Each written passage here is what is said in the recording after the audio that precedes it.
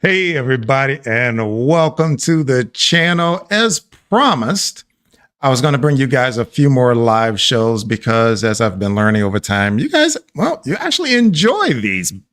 Who knew? So I promised you guys I would do a little bit more in terms of interacting with you guys, especially given some of the installs may not go exactly according to plan sometimes, and other times, well, you just may have questions about some of the mods out there that are going around and which ones you should get, which ones you should not get, which ones are kind of iffy.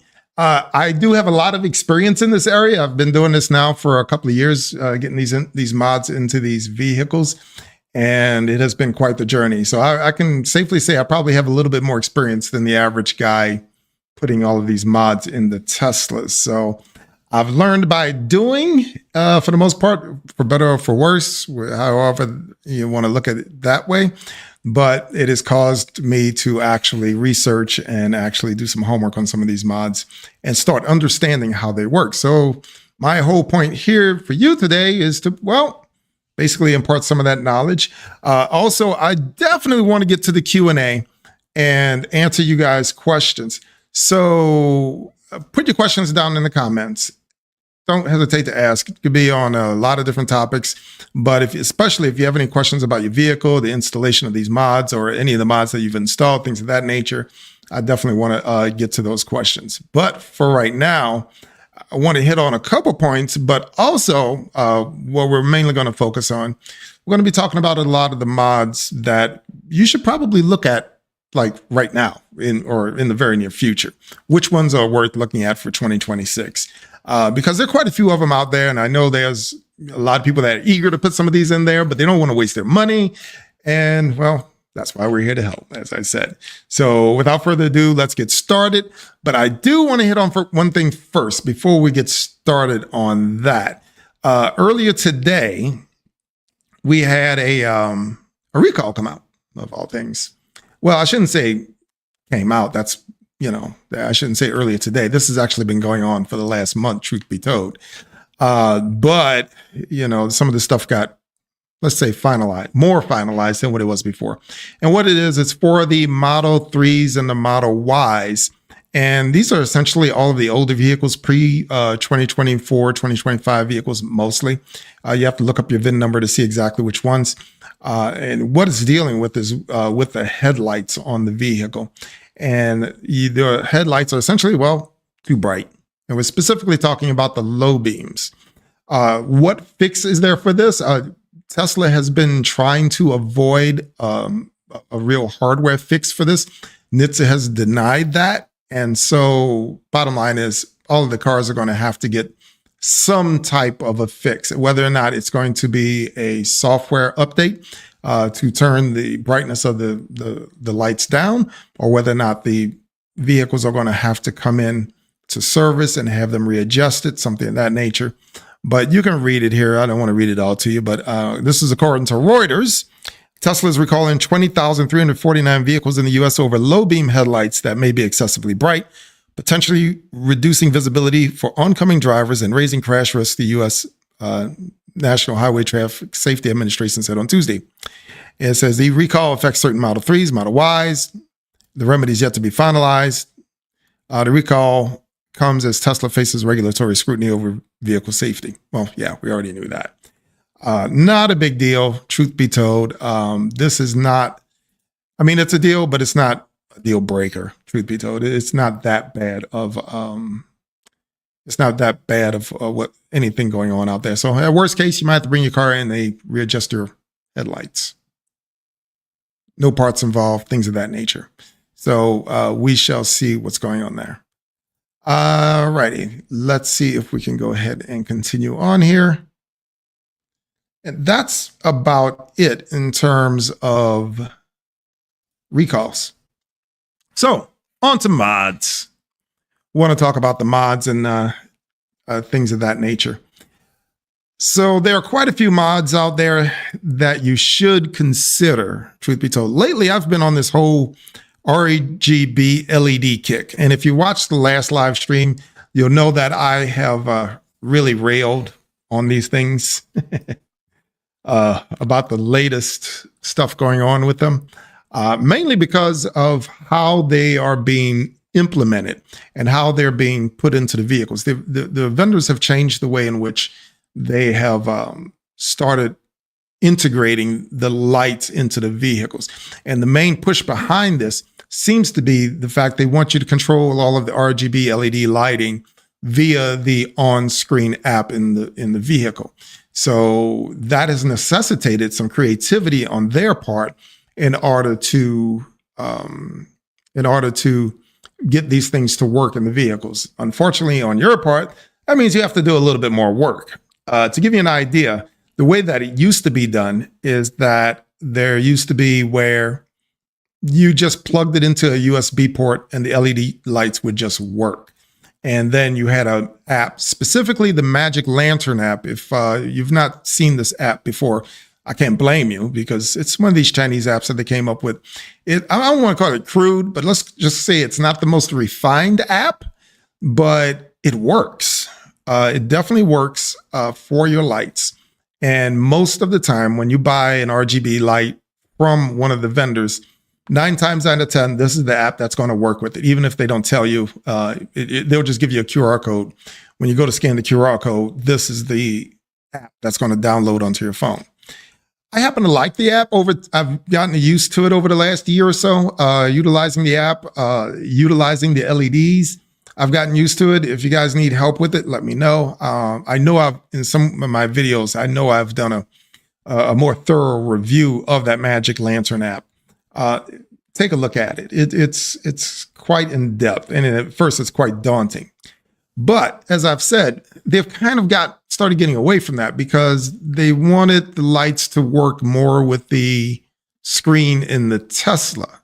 So consequently, what you have happening is that you have to integrate the lights to work on screen. And the way to do that is to tap into the vehicle's, certain signals inside of the vehicle in order to make it work. In the case of the Cybertruck, that was quite, how shall we say, invasive. The Cybertruck was very invasive. You actually had to cut into some wiring and use some crimping stuff in there. And I didn't like it. I did it, but I'll tell you right now, a lot of people are not going to like doing what you have to do to get it to work. And the one that I'm specifically talking about is the blind spot detection LED strip that's in the Cybertruck, which, as I said, it works, but the way that you've got to get it to work, you're literally splicing wires in the truck. And they make it easy to do, but I could understand where most people would not be comfortable. This is, I don't want to call it destructive, but it is kind of destructive because you're cutting into wires in the truck and nobody really wants to do that. So they had to come up with another method, and they have come up with a different method for the Cybertruck in particular. And they've come up with a different method for the Model Y. It used to be in the Model Y, everything ran through the passenger footwell in the bottom, which I really didn't have a problem with. But I guess they've been having issues with that. So to solve all of those issues, they now tap directly into the accent lighting in your vehicle. Now, how they go about this is a couple of different ways, depending on what vehicle you happen to be in. In the Model 3s and Ys, it's not too difficult. They tend to go through the driver's side door, in which case you release the accent light that's in that door and you plug it into a Y splitter, and it splits the signal off to a little Bluetooth module, which then sends the information over to whatever gadget you ever happen to have and tells it what color to be. So that's how it works. The upside is if you have the Bluetooth module installed and you have multiple devices utilizing the same signal, in theory, you only need one Bluetooth module and you don't ever have to install it again. It's just one time that you have to install it. And then now all you have to do is just give the lights power and you're good to go. Downside is, in order to install this Bluetooth module, you have to take the driver door panel off. Once again, that is daunting to some individuals, which is why I had to make a video specifically for that, which you can find on the channel. That's just the way these things go. But it does work. Without a doubt, it absolutely works. It works, yeah, like I said, it just works. But you have to take the door panel off. Now, for my Cybertruck friends, you have a little bit more work to do. And quite frankly, I wish it was as neat and as, how shall we say, it was neat and as, let's just say, streamlined as the Model Y. Yeah, that's the best term, streamlined. Let me know. The issue is that you actually have to drop your entire dashboard. Yeah. You have to take your whole dashboard off. That's a process. I'm not going to lie. I've already done it a couple of times and it's not fun. It works, but it's not fun. So after you drop the dashboard, you go underneath your screen and there are a couple points there where your accent lights actually plug into the dashboard there. You unplug those lights and then you plug in an inline box that then goes to the whatever equipment you've installed. The issue with this box is this one's not Bluetooth. Unlike the Model 3 and Model Y, this is not Bluetooth. This is a physical hardline box, so it's not transmitting anything. Why is it not transmitting? I don't know. And then quite frankly, I may have to ask the vendors as to why that's not designed like the Model 3 and the Model Y, because it would make perfect sense to do so. So if you have two devices, you have to install two boxes. Now you have two sets of accent lights in that dashboard. In theory, you can plug it into one side and one into the other side and, call it a day. And you can also put them in series and all of this. I'm not a big fan of that, truth be told. I would much rather just plug in one box and call it a day. Having said that, oh boy. Once you get them installed, for every device that you have, you got to put in another box. So I will see if I can get answers for you on the Bluetooth issue. I don't know. Maybe we'll get some answers. Maybe we won't, but we'll definitely try. Also, let me know if I'm having issues with the sound tonight. Try to get the sound right. I know we've had issues in the past. Hopefully it's all coming through with no problem. Oop. Yep. Good. Sorry, got a little distracted there. Now, on to some of the mods that we are dealing with. Oh boy. Now, I want to show you one of my favorites first. And the reason why I'm showing you one of my favorites is because, aside from being my favorite, it's also the most useful. And the reason why it's the most useful is that they are LED streamers that go into the roof of your Model 3 and Model Y. These things light the whole vehicle up. I mean, really light the vehicle up. I mean, it's going to be pretty bright in there if you turn these things up.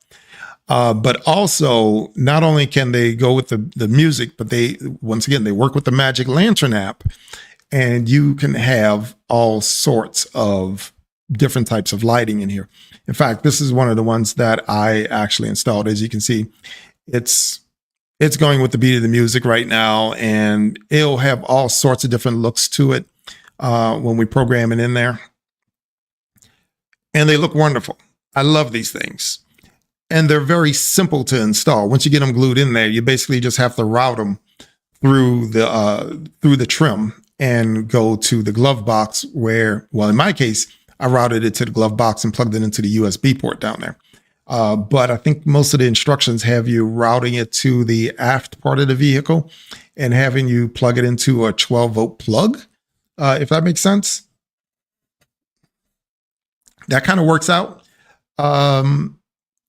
these particular lights, like I said, they're really nice. Now, the other reason why I really love these lights, truth be told, I adapted them to the Cybertruck. I took these identical lights, put them in the Cybertruck, and found a way to make it all work. And voila, they actually worked. They took a little bit of, finagling, just a little bit. You just had to curve them around a little bit because they were a little bit too long for the glass on the Cybertruck. But they look great, and they plug into USB port. They did not actually release a Cybertruck version of these lights. Why? I couldn't tell you. But I will tell you, if you get those Model Y LEDs, you can absolutely put them in your Cybertruck and they work. Okay. So that I highly, highly, highly, highly recommend doing.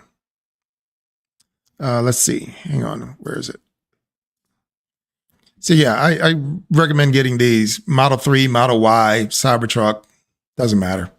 And they look really good when you turn them to, you can change them to the OEM color as well. So you can do it. You just gotta do it in such a way that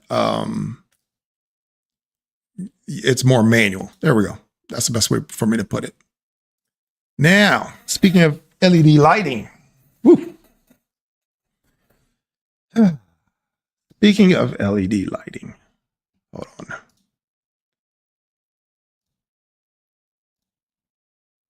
Where is it?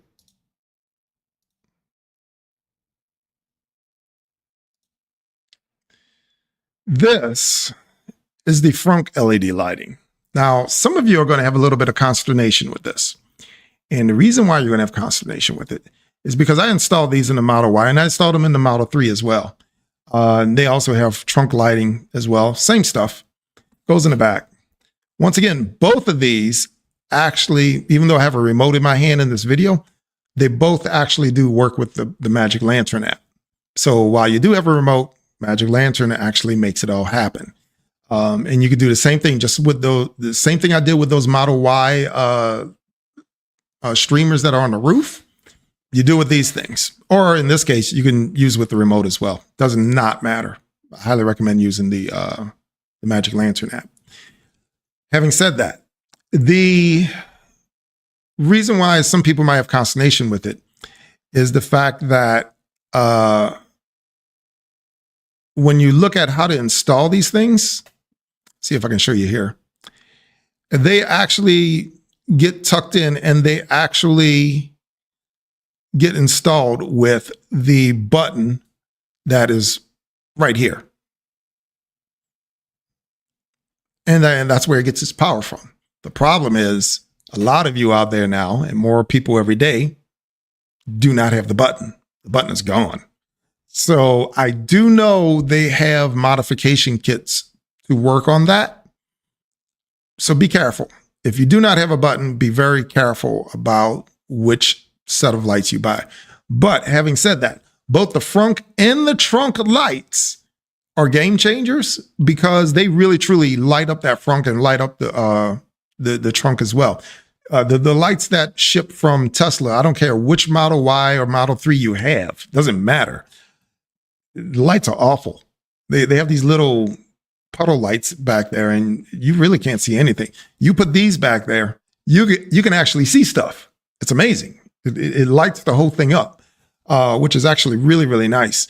So that's why I recommend these things. Just be careful about which one you buy if you don't have light. Once again, like I said, I will be doing Q&A right after this. So put your questions in there. Don't hesitate, especially if you have any questions about the mods themselves, or if you have any generic questions about the vehicles, answer those too, which is actually pretty cool. All right, so that's the front lighting. Like I said, in the trunk lighting in the Model Y and the Model 3 is actually pretty good. Now, while we're on the topic of LED lightings, very similar, somewhat, how shall we say, related. Whoopsies.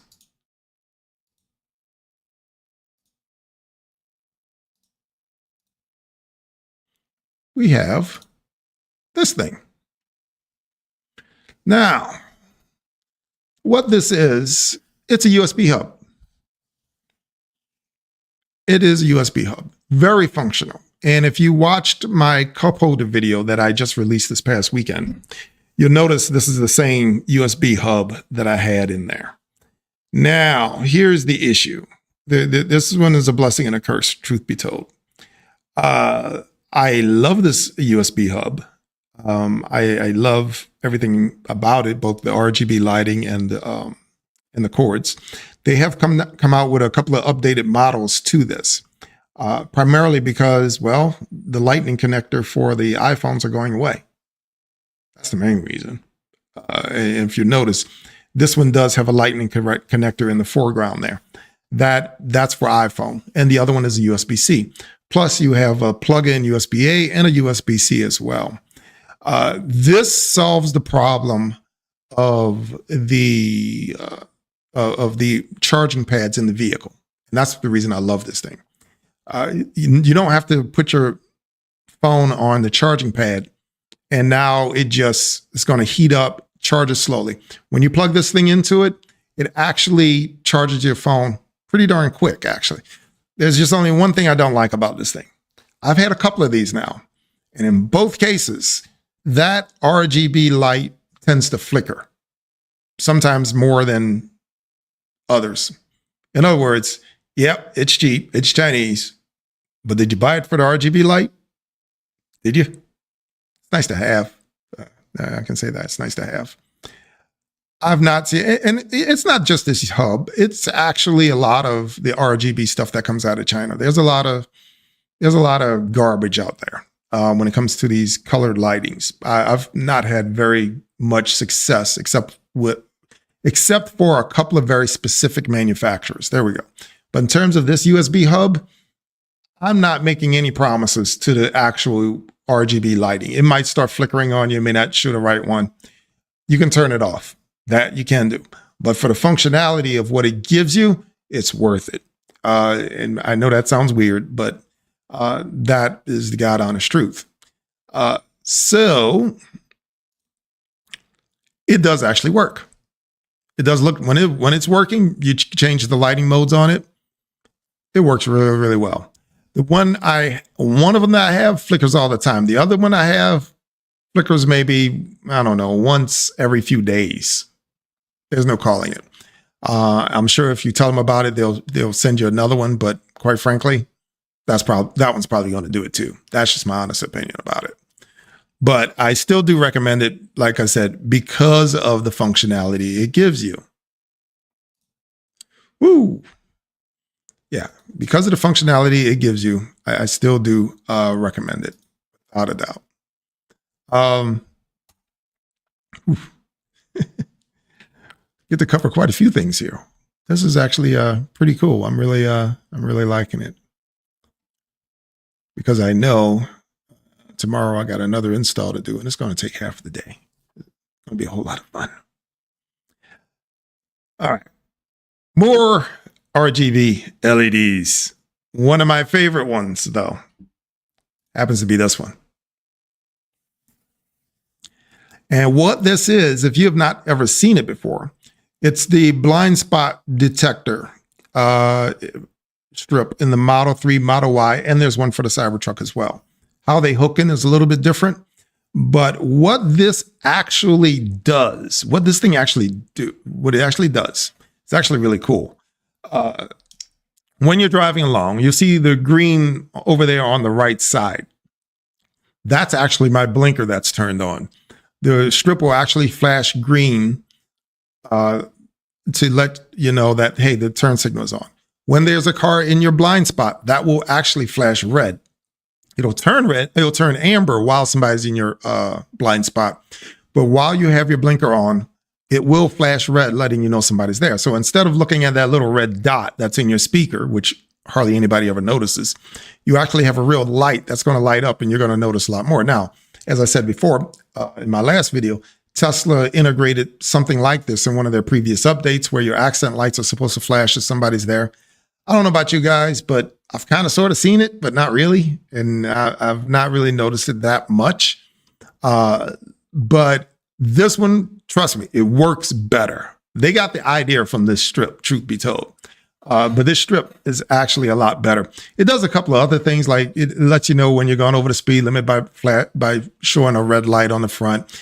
It actually can change colors with the accent lighting, but, and there's a big caveat, you must have the 2.0 light strip, BSD 2.0. There is a 1.0 that is still being sold by a lot of the vendors. If it doesn't specifically say 2.0, then it's a 1.0. The big difference between them is that the 1.0 strip does not work with the accent lights in the vehicle. That's the big difference. Also, you can't, it's a little bit harder to control the dimming on that strip. I did a whole video on that one. I don't really recommend the 1.0 version. You could get it if, cost is a factor to you, but get the 2.0. It's a lot better. And that's really particularly true in the 3s and the Ys. The Cybertrucks, all they have is the 2.0. But as I said, with that BSD light strip in the Cybertruck, you gotta crimp some wires into wires in the passenger door seal. Dude, that's not fun. I'm not comfortable doing that. I don't like it. Like, as I said, I've done it. I'm just not comfortable with it. But it works. Okay. It works. And it is, in my opinion, a safety issue. You can see the blinker flashing there. These things do work. On a rare occasion, that's what it looks like when you're going over the speed limit. You have the red light. On a rare occasion, you will see a stray light come across. That's what it looks like when it's gone into charging mode, when the battery is heating up, preparing for supercharging. It'll put those two black lines in there. That's what it looks like. It does put off a stray light every so often. Like you'll see like a green light come on for no apparent reason. There are reasons why it should come on. Like when you open a door, the green light should come on. And if you open the door and somebody's in your blind spot, then it should turn red when you open the door. But it is what it is. What can I say? But that's how the BSD light strip actually works. It's really cool. Oh, you got another shot of what the Model Y LED roof lights. That's what it looks like when you turn them up. As I said, they can get bright. You have full control over it though. The BSD light strip, once again, I call that a W. Get them. Doesn't matter if you're in a Cybertruck, the Model Y, or the Model 3. And I'll show you here. That's the module. We stuffed the module in the side part of the door panel there. Not the door panel, but the footwell, passenger footwell. That's where everything goes. It's a lot easier than it looks. And that's why I do the videos, to show you guys how to do it. It's actually not that bad. You can get this whole thing installed in 35, 45 minutes tops. It's really not a big deal. Let's see what else we had. So that's it for the RGB lighting for now. I may circle back around to that because as you guys know, I love the RGB lighting. In fact, okay, there's another one, but I'll come back to it. But for right now, as far as must-have mods, must-have. And I know you guys have seen me cover this time and time again, but there's a reason why I keep coming back to it. Once again, this is true across all the models. 3Y Cybertruck. Screen swivel. And they're going, dang, he's talking about the darn screen swivel again? Really? I don't get it. Why does this dude keep talking about darn screen swivel? Stop. Shut up. If y'all tired of me talking about screen swivel, let me know. But the screen swivel is actually pretty darn cool. It actually allows you to look directly at the screen, man. I mean, if you've driven an S or an X with a rotatable screen, it's pretty cool. But this one actually turns and faces you. And what it does more than anything else is it gets rid of the glare. You don't see the glare when you actually start rotating it. So now you're looking dead at the screen. Now, I will make note, once again, just like with the BSD lights, there are a couple of versions of this screen swivel. And this is true, once again, it goes across all the fleet, 3Y and Cybertruck. There are two versions. Version 1.0, that one will actually drop the screen about 1 inch. The whole screen drops down about 1 inch. Some people may like it. I drove around in my truck with my screen dropped for, I don't know, good 8 months, something in that neighborhood. I'm not going to say bothered me, but I noticed it. I noticed it at first, big time. But as time went on, I kind of got used to it because what it did, it dropped the top part of the screen in line with the dash, which when I looked at it, I kind of thought about it. I was like, that doesn't look so bad. But I'm 6'3", so I'm kind of looking down at it. So that's not the most ideal thing for me. I'm looking down at it just a little bit. For a person of lower stature, it's probably perfect. So there's that. And it's like this in all of the vehicles. The 2.0 version does not drop the screen at all. It goes back up to the normal, height. And the installation on this product is not hard at all. All right.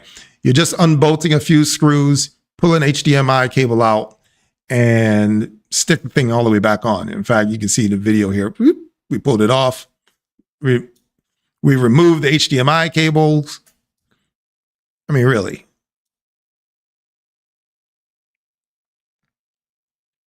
That's all we did. Let's see if I can. We bolted the whole thing back on.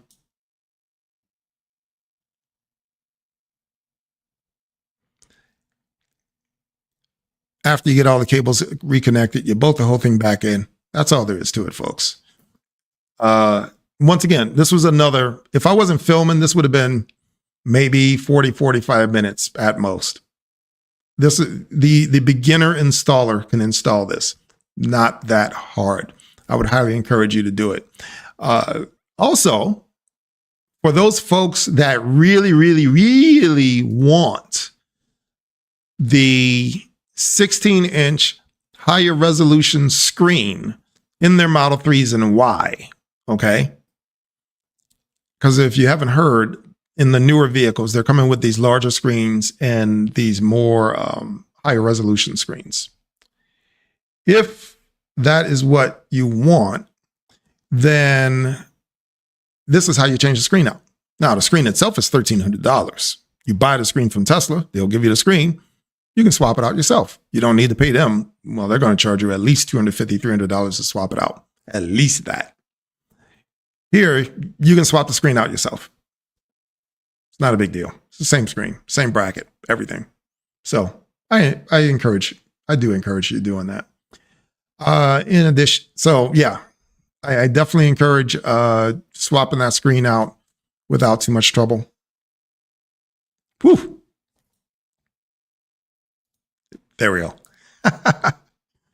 All right. God, that was the Cybertruck, not just Cybertruck, Model 3, Model Y, screen swivel. Like I said, put your questions down in the comments below. I'll take a look at them. I can answer those. Otherwise, I'll keep on rolling here with a couple of the other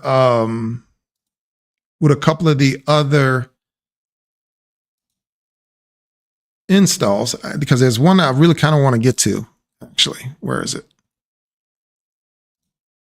And it's on the Cybertruck of all things, because I know I'm going to give my Model 3 and my Model Y guys a heart attack with this one. Or you're going to get really jealous. I just don't know which. Here we go. All right. So for my Cybertruck folks, this is one of the I didn't expect this one to be as cool as it was. And it works with the Magic Lantern app. I just put this one out a few weeks ago. Here we go.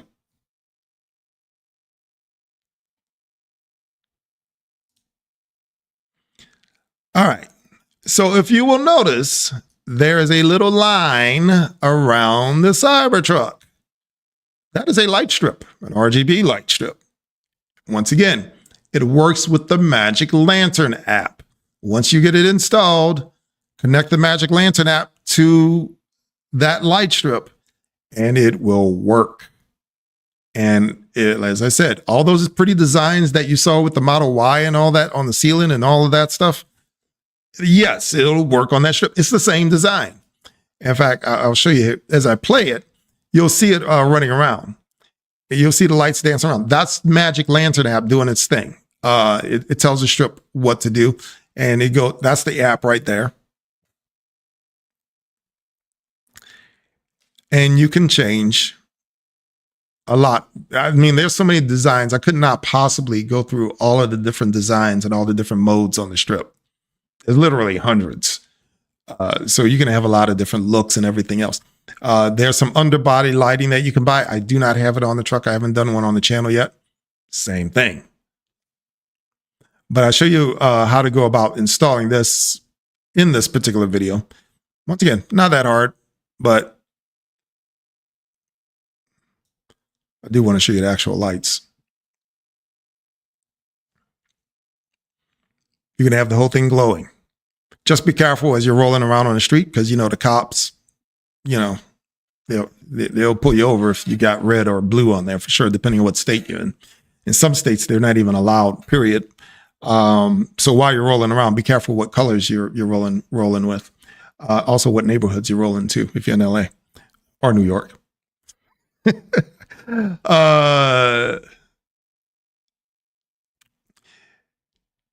It's not too bad. It hooks into the power feed in the front, okay? And that's where it's getting its power from. So you can set the Magic Lantern app for a certain pattern or what have you. You don't have to come back and reset it every single time you want to turn them on. You can if you want to, and you can even put them on timers if you want to. But you don't have to. What you do, you just turn the front power on and the lights come on. Whatever mode they were in when you turned it off, that's what it's going to be on. That's what it's going to be. So you don't even have to worry about that. It's really nice. It is really nice. I've gotten more compliments about that than a lot of different things because you can see it from the outside. A lot of people don't even realize it until, you know, basically I turn it on, which is pretty darn cool in my opinion. Whew. Let me see here.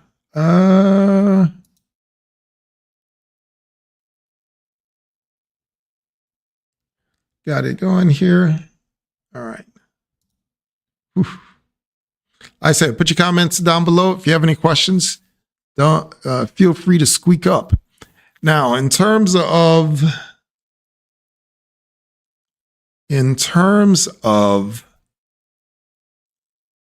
mods that you should have, my Cybertruck friends, you're going to love this one.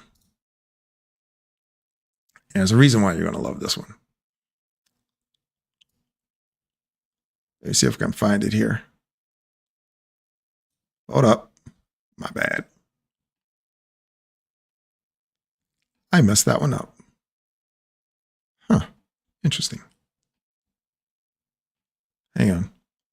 And I'm not going to leave my Model Y and my Model 3 friends out of this either as well. But one of the must-haves, especially if you guys are going to X Takeover or you're going on any road trips this year, especially in a Cybertruck, you're going to want this. And I only say this because I love you guys.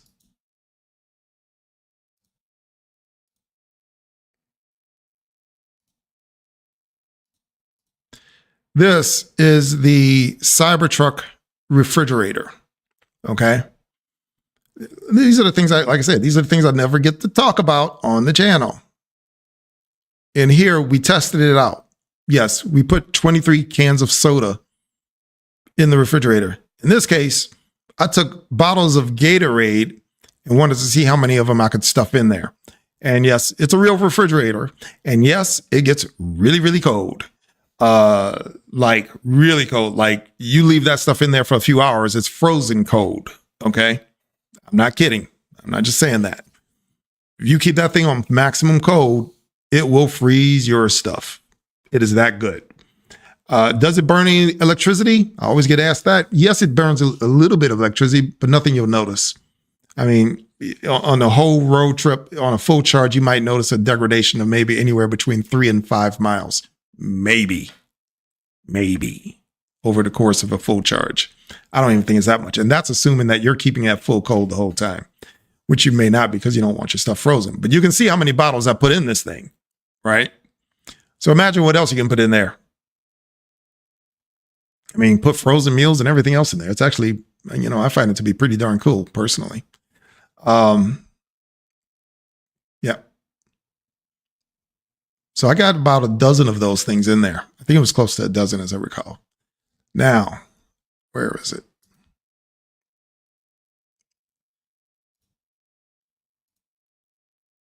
Oopsies. I gotta find this. I did not want to leave my my Model Y guys out of this. My Model Y and my Model 3 guys.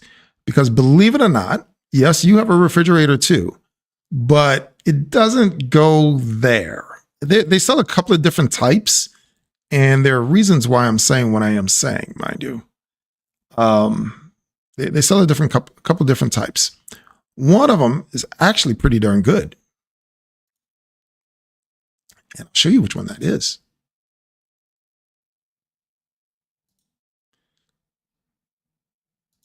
It's this one right here.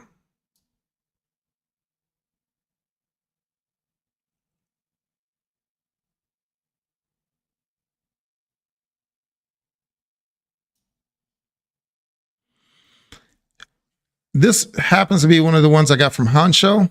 I know a few different vendors do make it. This one, it works. It gets cold too. It gets very cold. The only true downside to it, it has a couple of different downsides. All right. Number one, obvious downside. It's a lot smaller than the one in the Cybertruck. Okay. It's a lot smaller. It gets cold now, but you're only going to put maybe 2-3 drinks in there. I think I put a couple of the Gatorades in there to see how many it would actually do. Yeah, we actually tested the cooling time and all of that to see how long it would take to actually cool down. But it takes a couple of Gatorades. It's pretty cool, but that's the number one downside. It's smaller. So you're not going to be putting frozen meals in there. The number two downside, it's located in the trunk. Yeah, it's located in the trunk. What can I say? Because it's located in the trunk, it's not easily accessible, which means you actually have to pull the car over if you want to get anything out. Is that a deal breaker for some? Maybe. It's not exactly like the Cybertruck, which is available like, you know, right there while you're driving. But it's better than stopping at the gas station. If you guys have used any of these things, let me know. Let me know if I'm off base here. Let me know if I'm off my rocker with some of this stuff. Yeah, let me know if I'm off my rocker with some of the stuff if you've used it. But yeah, downside is you're gonna have to pull over if you're gonna pull anything out of it. So that is a potential problem with it. I'm not a huge, I mean, I love it. I really do. It's just that I love my Cybertruck one more. That's the only issue with it. Now you'll probably see another one rolling around. There's another refrigerator rolling around for the Model 3 and Model Y. And it's this one. And you're probably sitting there wondering, well, how come he isn't recommending that one? And the reason being is it's for a few different reasons, truth be told. Number one, hang on a sec, I'll show you.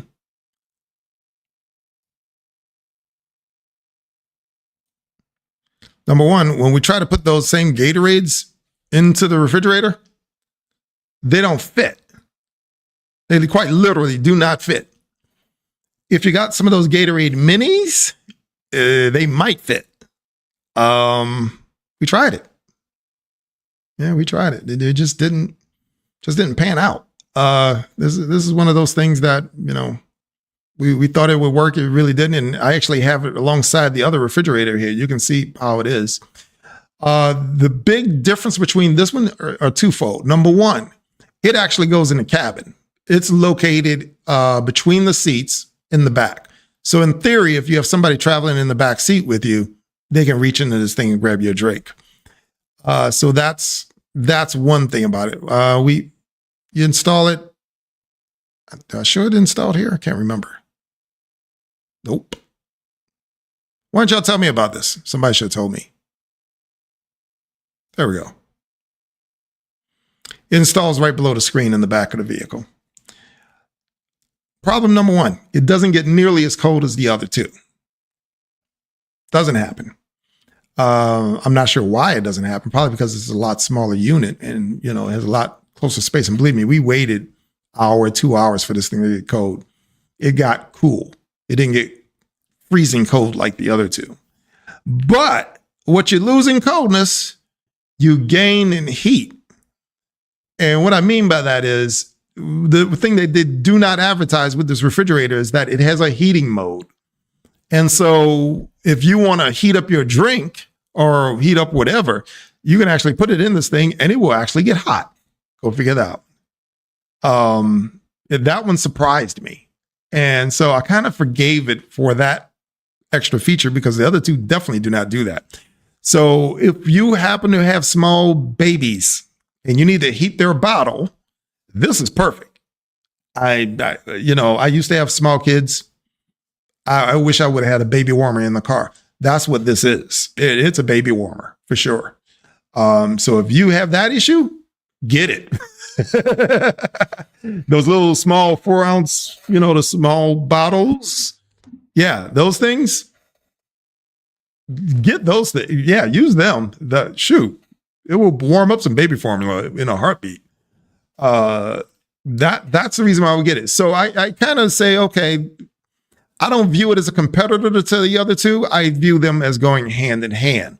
One is really a refrigerator while the other is kind of like, well, let's say a heater. It just warms things up.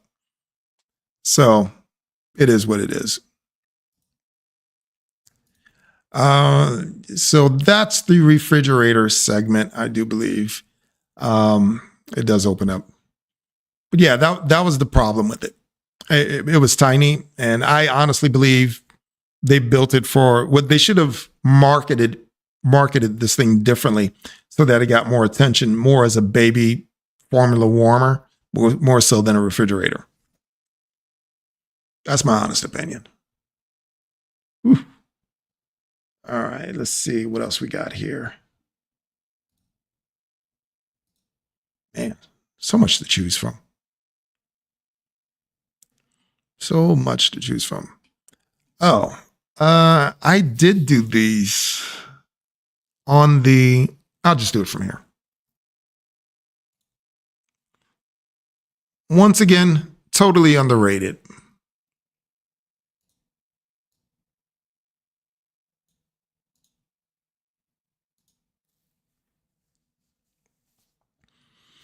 You look at this shot and say, okay, what is he talking about now? It's the mirror covers. They advertise carbon fiber. It might be carbon fiber. I'm of the opinion they're ABS plastic. I don't care. Doesn't matter.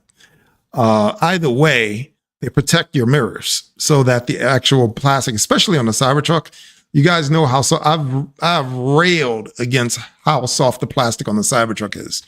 I mean, you can take your fingernail and dent the sucker. For such a bulletproof truck, the fact that you can take a fingernail and damage it is, that's just dumb. Any case, so you can about imagine what a rock hitting your mirror at going down the highway will do to the mirror. These mirror covers actually protect the darn mirror. They really do. They actually work. I've had it happen. It's hit those things and just bounced right off. And I don't just say this with the Cybertruck. I say it with the Model 3s and the Model Ys because I've installed it on there too. And they look good. I love Teslas, but they do have their weak points. Those pieces of plastic on the vehicle is a weak point. They need covering. And so you can get the different covers both matte and glossy. I particularly like the glossy look. That's what I happen to get. Extremely easy to install. It's a cover. It slips right on top. Take the darn tape off or not take the tape off. I think these things will hold without the tape quite easily. But the tape is there to help you out. These things look good.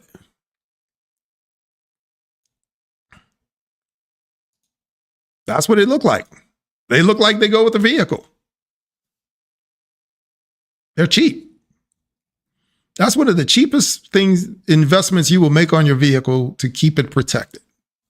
Mirror covers. I know I don't push these in the videos enough. I don't say much in the videos in that terms. I probably should, which is the reason why I like doing these podcasts sometimes, because I can actually tell you guys what my real thoughts are on these things and elaborate on them a little bit more. These are the things that you absolutely want. It's not even a question. You definitely want the mirror covers. I don't know why you'd roll around without them, truth be told. Only because you probably didn't know about them. That's the only reason. But that plastic, and on the Cybertruck, there's another one. There's a separate cover for the bottom as well. So this bottom plastic, they sell a bottom for it. I haven't gotten that one yet. But Model 3s, Model Ys, Cybertruck, dude, this is a no-brainer all day long. That's a no-brainer. Whew. Yeah, that's a no-brainer all day long. Mirror covers are something else. I already did the USB port. And I'll just show you here, just for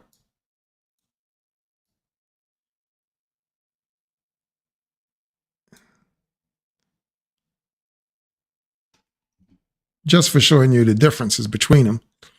This is the Model Y version of the mirror cover.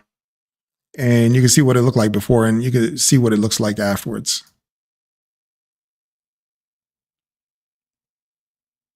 Boom.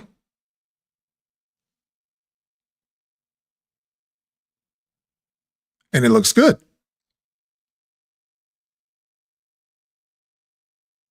Absolutely looks wonderful. Totally underrated.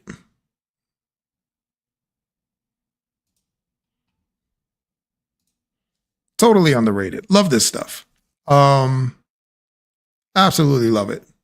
And so these are just a few of the things that I have actually put on the vehicle, which I believe you actually get your money's worth for. So for the dollars you spend, it probably saves you so much money on the back end from damage more than anything else. Like the mirror covers and things of that nature. Also, one of my favorites, I'm going to show you. Oh, hang on. I have a love-hate relationship with these things. Sorry, folks.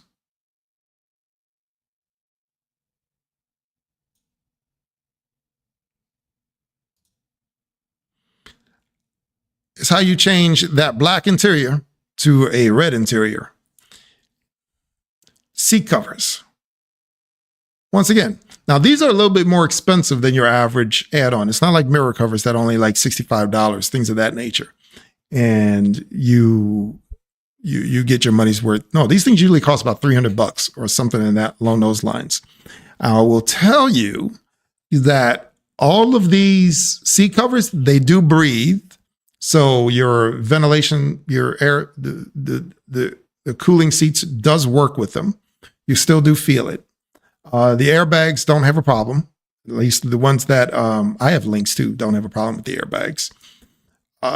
Having said that, what they do is protect your actual seats from mess, from dirt, grime, everything else, so that when you go to resell your car, your seats are going to look like brand new once you take them off, or don't take them off, leave them on, and you can sell it with the car. And I'm not afraid to use a harsh detergent on these seat covers. I'm really not, because they're only covers. I can get more covers. It's not a big deal. So yes, I've spilled stuff on them. I've messed them up. I've done a lot of different things. But as I said, it is a love-hate relationship with it, because I love them. I have them in all my cars that I can put them in, but I hate putting them in. And if you've watched the show at all, you know how much I hate this. I do not like doing this job. It hurts my fingers every single time. It takes me half a darn day to put them in. Yeah. Takes a half a day. Did I mention I hate putting those things in? And I don't just put them in the Model Y, the Model 3s. I put them in the Cybertruck too. And I put different ones in the Cybertruck. I've done this so many times.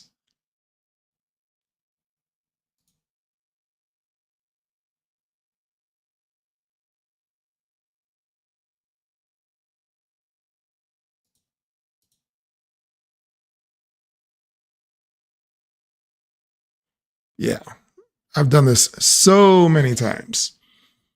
They come in a lot of different colors, a lot of different styles. And now, ever since I put these in, they've come out with a whole bunch more different styles. So if you're in a Cybertruck and you definitely want to spruce up your truck, man, get the seat covers. Because unlike every other vehicle, Cybertruck only has one flavor of seats, unless you get the dual model with the textile seats. You can get one color, black. That's it. You can't. There's no other option. So if you order the Cybertruck with the white interior, you're still getting black seats. Yeah, exactly. I don't recommend doing that. It does not look good.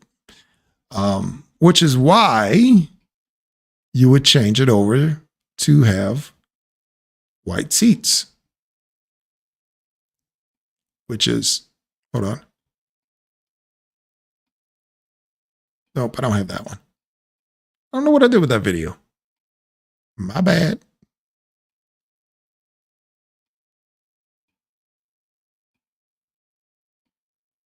That's amazing. I don't know what happened to that video. In any case, I've installed white seats into the Cybertruck. Wait, hang on. Found it.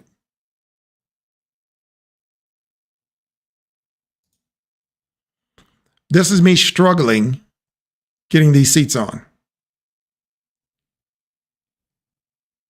Struggling. It's a struggle. It's a fight. All day. But you change it from black to white. Worth it. All day. Will I do it again? We'll see. We shall see. Oh, man. Nobody have any questions for tonight? Oh, my gosh. I'm making this too easy for me. I'll make it way too easy for me. Gosh.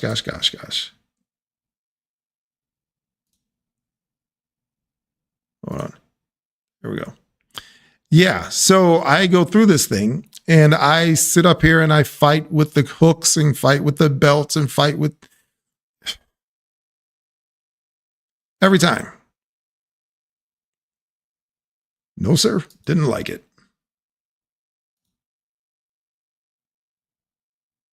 Yeah, but at the end of the day,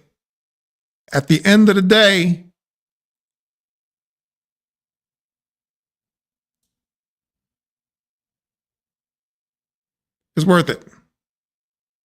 And the wrinkles do fall out. They look freaking beautiful.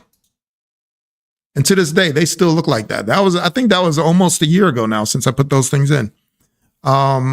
Some of the bottom is a little discolored just from, somebody had a pair of pants where the dye leaked through just a little bit.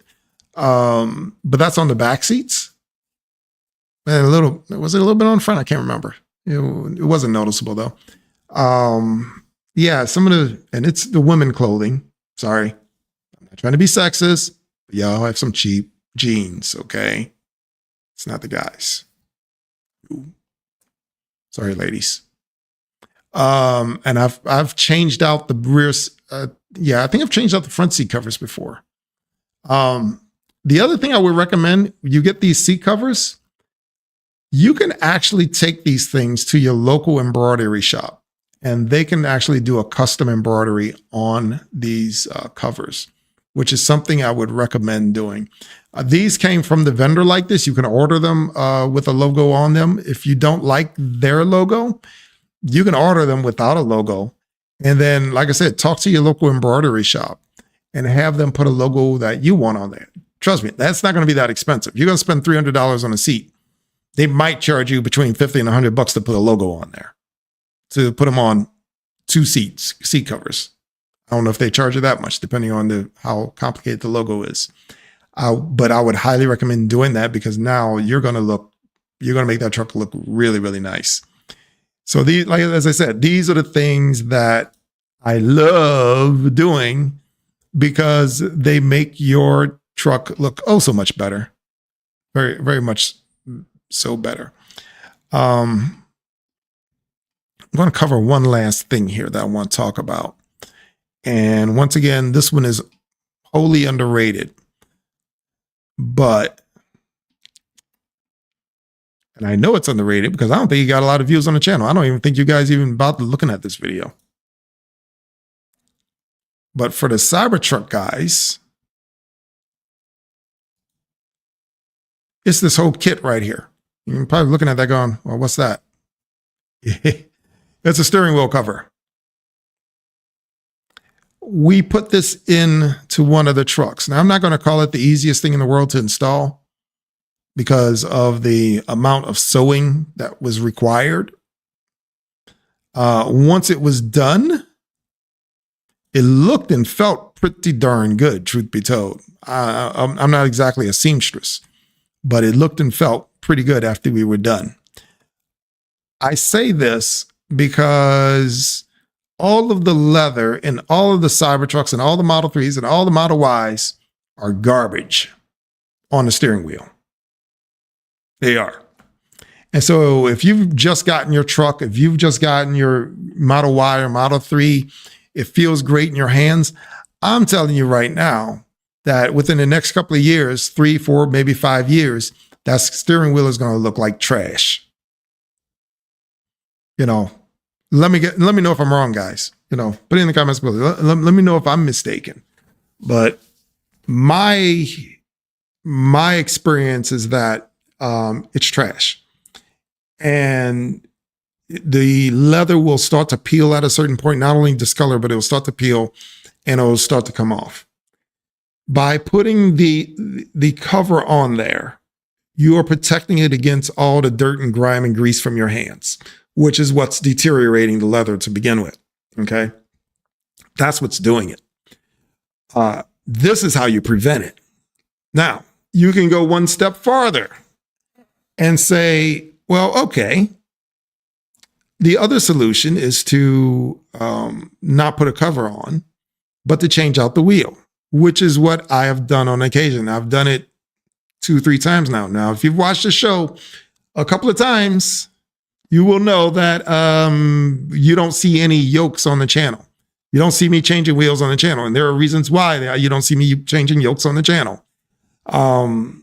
Somewhere there's some buried footage of my Cybertruck on the back of a flatbed because of putting a yoke in my truck. Okay. Yeah, that happened. We've never had good luck with yokes. It just has not happened. But as you will see in my truck, you will see a yoke. You'll see it in my Model 3 Performance. You will see it in there. But you just will not see it on the channel. And that's the reason why. We always have issues.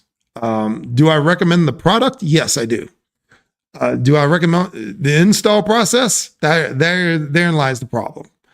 And it's not necessarily because of the vendor. It's not really a vendor problem. It's really a Tesla problem, because they screw things in a little bit too tight sometimes. And other times things are not clear. And sometimes it's the installer. So I'm telling you right now, it's not a vendor problem. In fact, I think, in my opinion, when it comes to the vendors on this particular product, on the steering wheels, I think they nail that one solidly. I don't think you can go wrong with any of those yokes and wheels. I don't think one is better than the other. It's all a matter of taste. Because at the end of the day, all they're doing is sending you a frame. And you are actually utilizing the buttons and airbags from your original wheel and installing it into that frame. And so the only question at that point is, how good is the leather that they're using? To me, it seems pretty good. I mean, I just wipe it down and I'm not really sad about it. I still have my old steering wheel. If I need to put it back in, I'll put it back in. Not a big deal. Now, so I just wanted to put that out there and let you guys know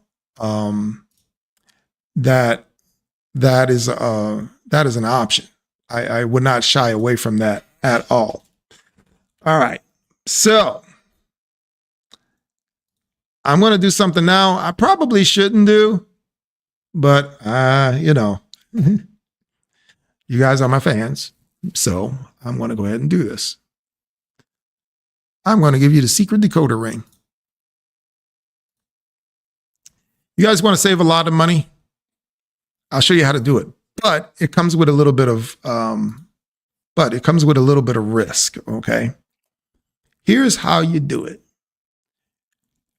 Every single last item you order from the vendors, whether it be a Chinese vendor or a US vendor, okay? The same products that I have shown you tonight and the same products that you see online, whether it be from, Tessery or whether it be from T-Sport Line or any of those guys, it doesn't matter. In general, they all come from the same place, all right? In general. I say that I'm being very general because I know the guys from T-Sports Line, RPM Accessories, they're going to pitch a fit with what I'm getting ready to say. And I will preface this with, they have their own line of products that are made here in the USA that are very high quality, that are very good. They do. But do not mistake, some of the products they sell come from overseas. All right. There we go. So I've given you the caveat. All right. Having said that, I will show you where a lot of these products come from. Here you go. If you actually go to Alibaba or AliExpress and type in, I don't know, let's call it Tesla BSD light. Boom. It's going to look it up. And voila, just like that. Here you go. Now, quite frankly, this looks like, no, wait, here we go. This is the one I want right here. Tesla Model Y, Juniper BSD, blind spot detection, intelligent ambient warning light. And then they show it working with the OEM accent light. So I got to assume, it doesn't say it, but I got to assume this is the 2.0 light strip. Okay. Now, having said that,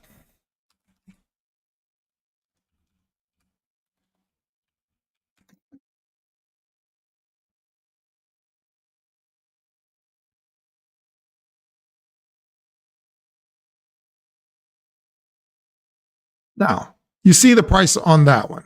Okay. Let me see if I can find 2.0 version here. Let's see if I can find a 2.0 version. Just to make everything match.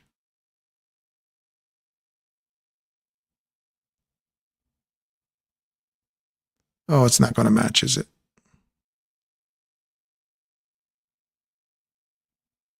Yeah, here we go. Close enough. It's not going to.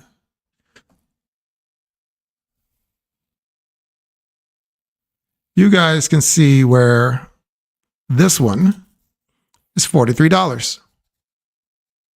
Okay. $43.50 if you order from Alibaba. This is the same product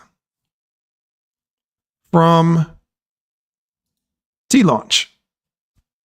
$80.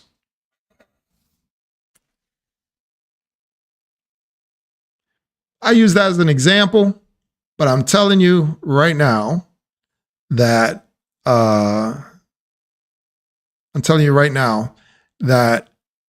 they're all like that. Every single last one of them, whether it be the screen swivel, whether it be the RGB lights, whether it be whatever. They're all like that. And it doesn't matter. But I will tell you, while it's available on Alibaba for $43.50, half the price, it does come with some caveats. Okay. For instance, if you order from these guys, let's see, where is it?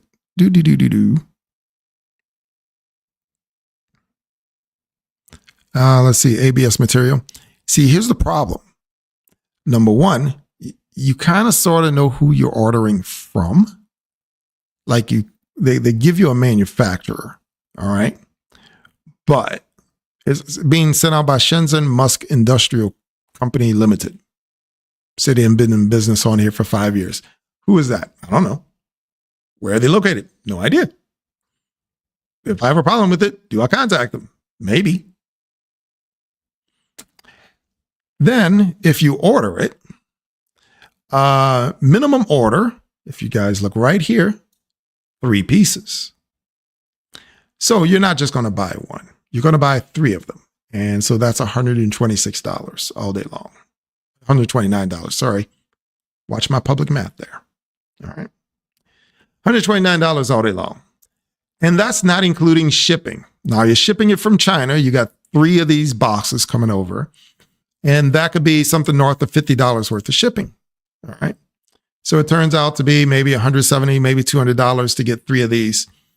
So if you look at T-Launch, again, knowing they got 3 of these at, say, let's just call it $200, they're now selling $80 a piece. 3 times 80, $240. They probably made a $40 profit on 3 of them. Maybe. Maybe they got a little bit more. Who knows? They could have ordered a few more, got a better discount. So the question becomes, why don't you order straight from Alibaba opposed to ordering from any of the vendors? And as I said, they're all getting it from the same place, okay? Make no mistake about it. There are very few actual vendors that are actually producing their own stuff. The rest of these guys are just resellers. There are only about 2 or 3 of the vendors that actually, I can say, produce some of their own equipment. I'd say I'd wager about half the stuff they sell on their websites, they don't make. That's even for the ones that are the manufacturers. Keep that in mind. The other ones, the vast majority of them, I'd say 100% of the stuff is on the site, they don't make. They're nothing. They're a pure reseller. Okay. That's all they are. So just know that. So what are you actually paying for when you're paying these higher fees to these different vendors? And what you're actually paying for is the accountability, number one. These guys have already gone out and vetted the equipment. At least you would have hoped they would have vetted the equipment. Okay. They've already tried the equipment out. They know what it does. They figure it's reliable, and then they resell it to you. If you have a problem with it, they're the ones now responsible for making that situation right. You're not dealing with the original vendor. You're dealing with the middleman now. And so that's why when you guys come up with some of these issues with the let's say a light strip and it's not working anymore, and they try to tell you what's wrong with the strip, and they say, hey, try this, just know that they're not the actual manufacturer. And so they can't really tell you what's wrong with it. They can replace it, which is what they probably wind up doing at the end of the day. They can give you their ideas of what might be wrong with it. But in most cases, they're not going to have any idea. So what you're actually buying, why should you actually buy from the vendors opposed to Alibaba? It's just because of sheer accountability and because you're not ordering 10 of them at a time and you're not paying for the freight directly. You are paying for the freight, but you're not paying directly. A lot of people think these vendors are getting rich off these things, and they are, only because they're doing volume sales. As a small vendor, you're only selling like 5 or 6 of these, you're not getting rich off of it. It's just too much. And once again, it does come from China. So most of the stuff works. Some of the stuff doesn't. I've literally had them send me some phone mounts, and I could not get these phone mounts to work. Like literally the sticky back and all that, it wouldn't hold, and the thing just falls right off. Trash, total trash. Like, why are you sending me this? But they want me to review it and put it on the channel and tell everybody to buy this thing. No, I'm not doing that. Send me something worth it. Good grief. That's just how I am. Woof. Yeah. Send something that's worth it. But yeah, that's what they do. That's what they do. And I'll give you another example. Once again, watch this.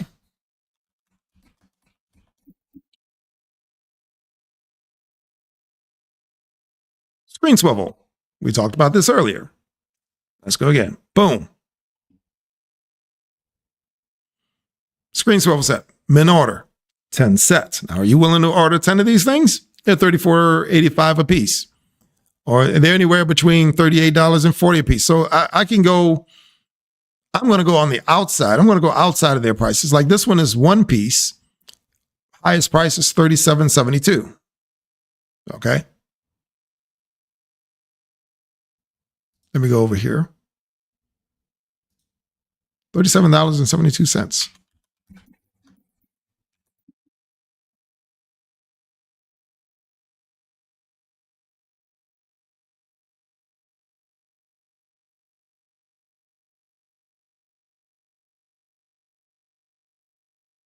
Again, T-Launch, $90. Almost triple the price. How much is the shipping worth? How much is the peace of mind knowing that you got it from a real vendor opposed to some no-name brand on a website that has no accountability? And you can see there's quite a few of them here. If you look at the bottom here, you got Shenzhen, Xunhui. I'm sorry, my Chinese is horrible. Sorry, guys. Then you got Shenzhen Wiggy Technologies. Then you got Wangzhou. Oopsies. Didn't mean to do that. I mean, these are all different manufacturers of the same thing. And that's how they compete. So which one do you buy? Which ones are reputable? Which ones are a total ripoff? You don't know. The only people that know are the people that actually order from them and either figure out who the ripoff scam artists are by getting their money taken, and they figure out who the legit ones are and the ones that get legit products to you. And that's what you're paying for when you're buying from the vendors. And that's why it's like, well, I'm getting ripped off on Alibaba. I can get it for like a third of the price. Yes, you could. But you don't know who you're getting it from, and you're going to have to pay for shipping, and hopefully you don't have to order like 10 of them. That's real talk, guys. It's like that for all the stuff. And there are some deals out there. So like if 10 of you guys get together and say, hey, we all want the same part, we can get you a deal. We can definitely work a deal and you get the parts real cheap. So that's the real way of saving money around here. I know a lot of people have had angst with it. And one of these things, it becomes really problematic with things like this.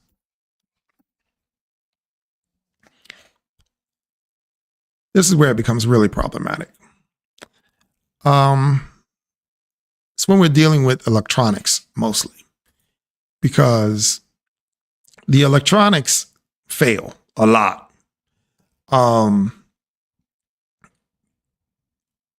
because they fail, who then becomes accountable? According to you, it should be the vendor, and you'll be right. They should warranty their product. But if you order from one of these guys, they may say they do. In fact, you will see a little verified checkmark, verified supplier. There's a reason why that's there. This one says guaranteed. What does that guarantee actually guarantee you? You're taking a risk by ordering off of Alibaba. That's all that I'm saying. There's a risk level there. And when you pay extra money to the vendors, you're essentially paying for shipping and accountability. And that's what it is. They're actually taking the risk that they're getting their stuff from the supplier and saying, okay, this is a legit supplier, and figuring out that supply chain, opposed to you going out there randomly shooting and hopefully you hit something. But that's why these things are so expensive. Like this is the 2K IPS screen for the Cybertruck. This is also why it seems kind of janky sometimes. How many Cybertrucks have you seen in China? Just saying. Sometimes I'm a little critical, and I state overstate the obvious, I guess. But it's kind of hard to develop something for something that's not there. Yeah. And that's why we get what we get sometimes. That's the truth of the matter. It's craziness. I know. But that's what it is. Yeah, that's what it is. See, Cybertruck. Cybertruck rear view mirror. No Cybertrucks in China, folks. So how are they doing their R&D?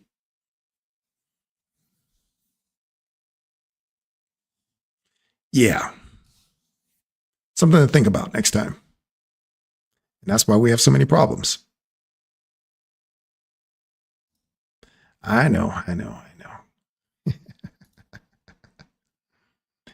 It's craziness. All right. Well, I'm going to wrap it up there. If nobody have any questions, I'm going to wrap it up and tell you guys good night.